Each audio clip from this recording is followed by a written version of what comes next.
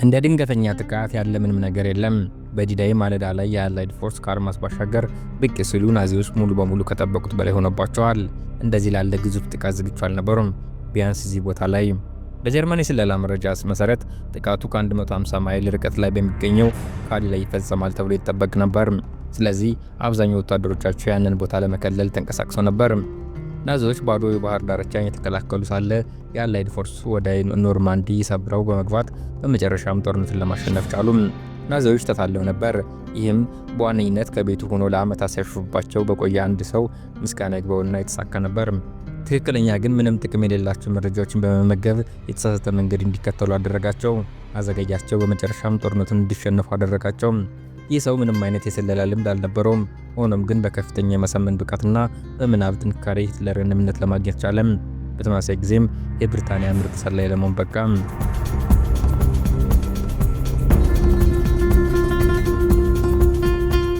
ሁለተኛው ዓለም ጦርነት ከመፈንዳቱ በፊት ስፔን በሪፐብሊካኖችና በናሽናሊስቶች መካከል የራሱ የሆነ እርስ በርስ ጦርነት ውስጥ ገነበረች። ከባርሴሎና የመጣው የዶሮ ገበሬ ሁዋን ፑጁሎ ጋርሲያ ያንን ጦርነት ያህል የሚጥለው አልነበረም። እርሻው በመንግስት ተወረሰ። እናቱና እህቱ ታገቱ። እሱ ራሱም እንዲዋጋ ተገደደም። የሁለቱንም ወገኖች ጽንፈኝነት ይጠላ ነበር። ስለዚህ ሁለተኛው ዓለም ጦርነት ሲመጣ ናዚዎችን ለማስቆም አንድ ነገር ለማድረግ ወሰነም። በማድሪድ ወደሚገኘው የብሪታንያ ኤምባሲ ሄዶ በጀርመኖች ላይ ስለላ ለመጀመር ጥያቄ ያቀረበ። ነገር ግን ብሪታንያውያን ተጠራጥረው ጥያቄውን ውድቅ አደረጉት። ስለዚህ ፑጆል የተለየ ዘዴ መፍጠር ነበረበት። በዚህ ጊዜ ወደ ጀርመን ኤምባሲ በመሄድ በስፔን መንግስት ውስጥ የሚሰራ ጥንቁቅ የናዚ ደጋፊ በመምሰል ቀረበ። በዛን ጊዜ ጀርመኖች በብሪታንያ ውስጥ አስተማማኝ የስለላ መረብ አልነበራቸውም። ስለዚህ የሚገኘውን እርዳታ ሁሉ በጣም ይፈልጉ ነበር። ፑጆል ተቀጠረ። የሚስጥር ኮድ መጽሐፍ፣ የማይታይ ቀለም ጠርሙስ እና የ3000 ፓውንድ ጥሬ ገንዘብ ሰጡት። ከዚያም ወደ ለንደን በመሄድ ብሪታንያ እንዲሰልል ነገሩት። እሱ ግን በለንደን ፈንታ ወደ ፖርቹጋል በመሄድ ከለንደን ሆኖ ሪፖርት እንደሚያደርግ አስመሰለም።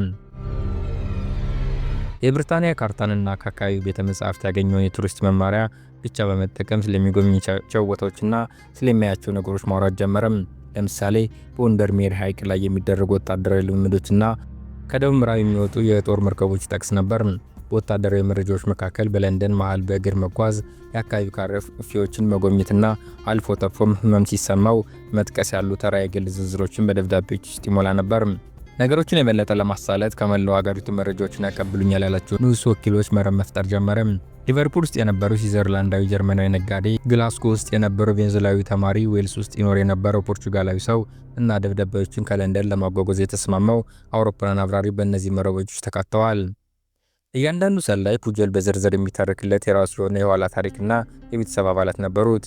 በእርግጥ ከእነዚህ ሰዎች መካከል አንዱም እንኳ በገሃዱ ዓለም አልነበሩም። ነገር ግን ጀርመኖች በማንኛውም ነገር ላይ ጥርጣሬ ቢያነሱበት መረጃውን ያቀብሉት እነሱ ስለሆኑ ተጠያቂነቱን በእነዚህ ሐሰተኛ ወኪሎች ላይ ማሳብ ይችል ነበር።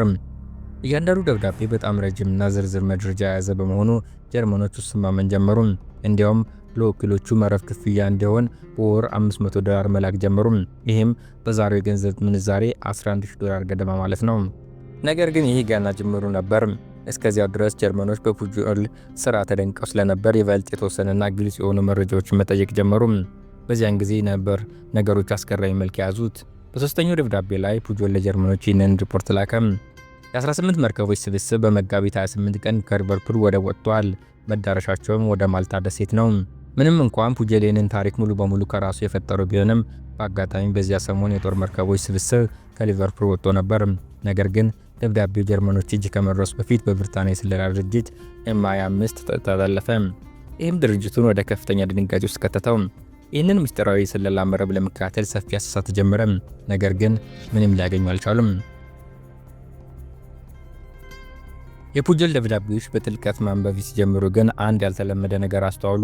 በአንዱ የፑጆል ወኪል አባባል መሰረት በግላስጎ የሚኖሩ ሰዎች ለ1 ሊትር ወይን ሲሉ ማንኛውንም ነገር ያደርጋሉ ይላል።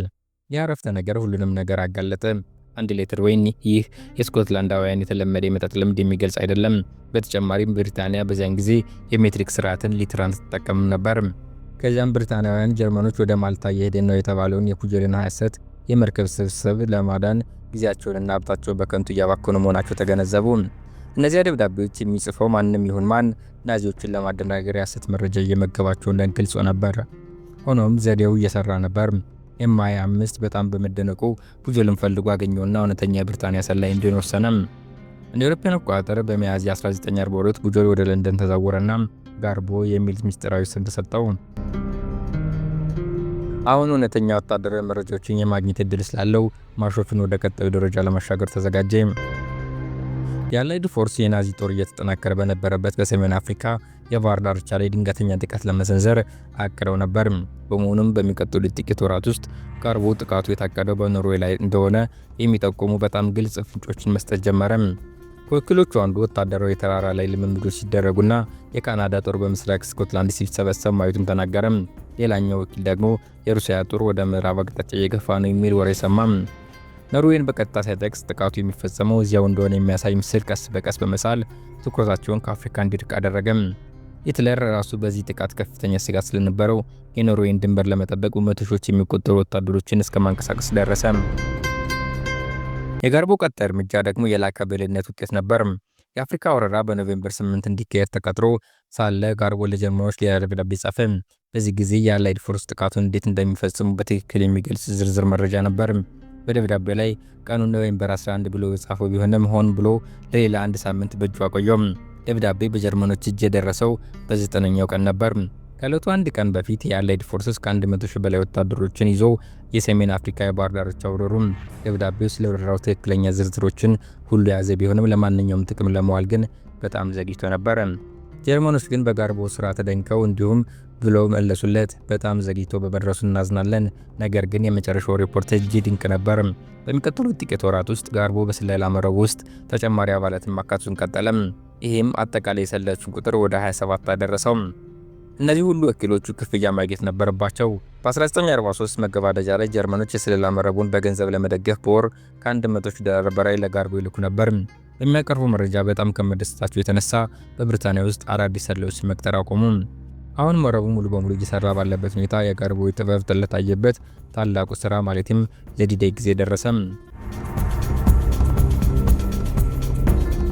በኖርማንዲ የሚደረገው የዲዴይ የባህር ላይ ጥቃት በታሪክ ታይቶ የማይታወቅ ትልቅ ወረራ እንዲሆን ታቅዶ ነበር። ከ12 በላይ የተለያዩ ሀገሮች የተወጣጡ ከ2 ሚሊዮን በላይ ወታደሮች ከ100 ሺህ በላይ በሆኑ ተሽከርካሪዎች የሚመጡ በመሆናቸው ይህንን ጀርመኖች ሳይጠረጥሩ ማከናወን ትልቅ ፈተና ነበር።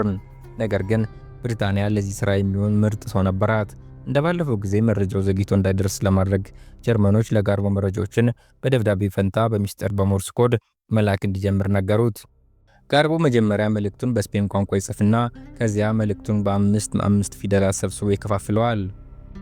ከዚያም የሚስጥር መፍቻ ሰንጠረዥ በመጥቀስ መልእክቱን ለማደበላለቅ እያንዳንዱን ፊደል ይለውጠው ነበር። አንድ ኦፕሬተር ደግሞ የተደበላለቀውን መልእክት በሞርስ ኮድ መታየብ ይጀምራል። ይህም በሬዲዮ አማካኝነት ወደ ጀርመኖች ይተላለፋል። አሁን ከመቼውም ጊዜ በላይ መረጃዎቹ የመላክ ችሎታው ስላገኘ ጋርቦ የዲዴይ ጥቃቱን እጅግ ሲከተማ የሚያደርገውን የጥርጣሬ ዘር መዝራት ጀመረ። የለንደን የምድር ባቡር ውስጥ የሚሰራ አንዱ የጋርቦ ወኪል ዋሾዎቹ ወደ ደቡብ ምስራቅ እየተስፋፋ እንደሆነና የጦር መሳሪያዎች በዋሾዎች ውስጥ እየተጓዘ መሆኑ ገለጸ። ሌላኛው ወኪል ደግሞ በዶቨር ወደብ ላይ የሚሰበሰቡት የጥቃት ጀልባዎችና ሳውዛምፕተን የሚገቡ የካናዳ ጦር ስብስቦች ተመለከተ። ጋርቦ ራሱ ሙሉ የዩኤስ ወታደሮች ሰራዊት እንዳለ ፈጠረ። እንዲሁም ቁጥራቸው ከፍተኛ የሆኑ ወታደሮች በደቡብ ምስራቅ እየተሰበሰቡ መሆኑ ሪፖርት አደረገ።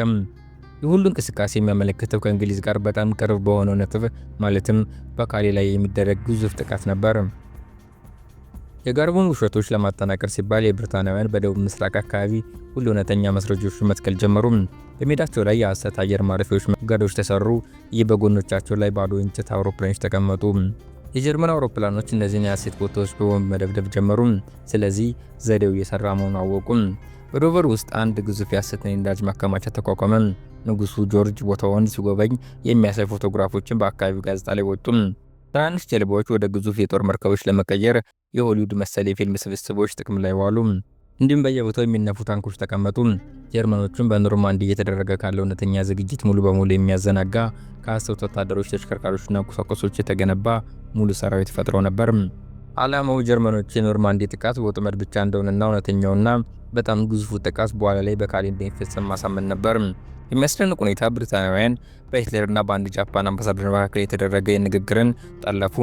በዚያም ንግግር ሂትለር የመጀመሪያው ጥቃት አቅጣጫ ለማስቀየር የሚደረግ ማታለያ እንደሆነና በእውነት እየተዘጋጁ ያሉት በሌላ በኩል ለሚደረገው ሁለተኛው ጥቃት እንደሆነ ጠቅሶ ነበር።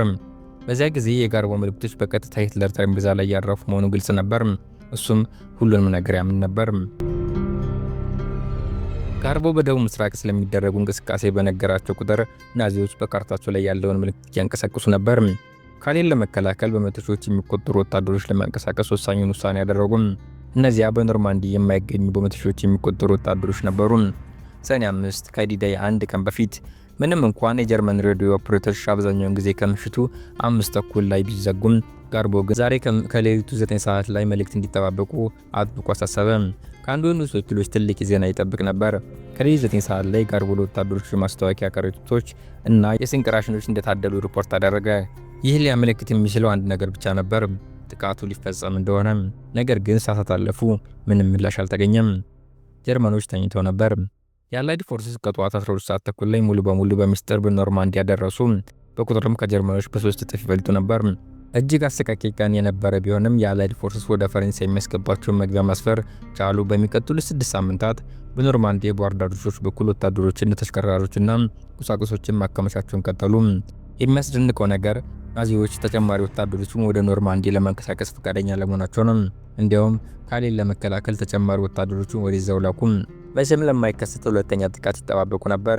እያንዳንዱ ደብዳቤ፣ እያንዳንዱ ዝርዝር መረጃ፣ እያንዳንዱ ውሸትና እያንዳንዱ እውነት ጀርመኖች አጀብዱ ነበር። ይህም የአላይድ ፎርስስ አውሮፓን መልሰው እንዲቆጣጠሩና ጦርነቱን እንዲያሸንፉ አስችሏቸዋል። ምንም እንኳን ሽንፈት ቢገጥማቸውም ሂትለር በጋርቦ መልእክቶች በጣም ተደንቆ ስለነበር የብረት መስቀል አይረን ክሮስ የክብር ሜዳሊያ ሸለመው። በዚያ ጊዜ ብሪታንያ ኦቢኢ ክብር የሰጠችው ሲሆን ይህም በአንዱ ጦርነት ውስጥ ከሁለቱም ወገኖች የጦር ሜዳሊያ የተቀበለ ብቸኛው ሰው አደረገው። ከጦርነቱ በኋላ ፑጆል ናዚዎች ይፈልጉኛል ብሎ ፈራም። ስለዚህ የራሱን ሞት በማስመሰል ወደ ቬንዙዌላ ተዛወረ። በዛው ድምፁ ጠፋ። የሚገርመው ነገር ናይጄል ዌስት የተባለ የለንደን ጸሐፊ ባይኖር ኑሮ ይህ ሁሉ ታሪክ በጭራሽ አይነገርም ነበር።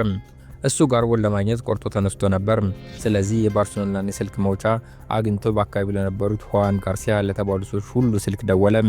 መገመት እንደሚቻለው በዚያ ስም የሚጠሩ ብዙ ሰዎች ነበሩ። በመጨረሻም ከጋርቦ የወንድም ልጆች አንዱ ስልኩን አንስቶ ከጋርቦ ጋር እንዲገናኙ ረዳው። 40 ዓመታት አልፎ ነበር። ነገር ግን ከብዙ ማሳመን በኋላ ጋርቦ በመጨረሻ ወደ አውሮፓ ለመምጣት ተስማማ። እዚያ ኖርማንዲ ጎበኘ። ምን ያህል ሰዎች ሕይወት እንደማዳን እንደቻለ ተረዳ።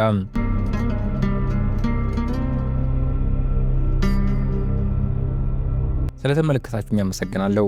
በቀጣይ እንዲማስከር ቪዲዮ ስለቅ መልእክት እንደርሳችሁ ሰብስክራይብ አድርጋችሁ ደወል ምልክቱን ተጫኗት።